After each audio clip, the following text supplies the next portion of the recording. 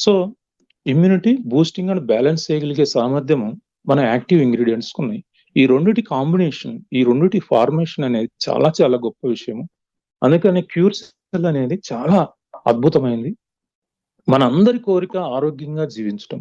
ఆరోగ్యంగా జీవించాలి అంటే ఆరోగ్యకరమైన అలవాట్లుండాలి. ఆరోగ్యకరమైన న్యూట్రిషన్ అంటే పౌష్టికాహారం మనం నిరంతరం తీసుకోవాలి.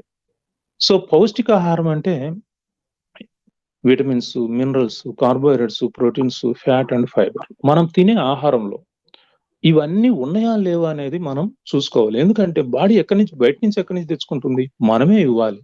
ఇవన్నీ ఉన్నాయా? లేవా? అని మనం గాని అవి కరెక్ట్‌గా ఫీడ్ ఇచ్చినప్పుడు మనం 100 ఏళ్ళు కాదు 120 ఏళ్ళు ఆరోగ్యంగా, యాక్టివ్‌గా జీవించగలుగుతాం. ఇదే ఆరోగ్యంలో ఉన్న రహస్యం.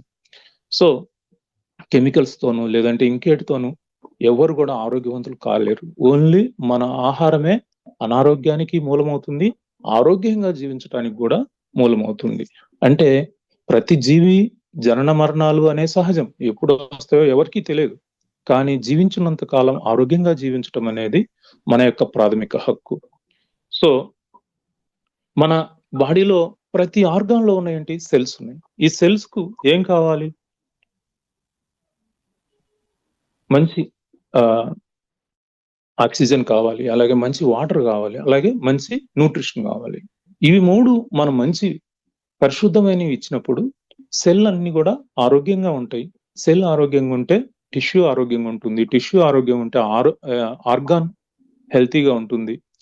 ఆర్గాన్స్ అన్నీ హెల్తీగా ఉంటే మన బాడీ ఓవరాల్‌గా హెల్తీగా ఉంటుంది. ఇదే మరి మన ఆరోగ్య రహస్యం. సో, ఇది మీకు అందరికీ అర్థమైందనుకుంటాను. ఇక న్యూ బిజినెస్. సో, ఆరోగ్యం ఒకటే మనకు ఆనందాన్ని ఇస్తుందంటే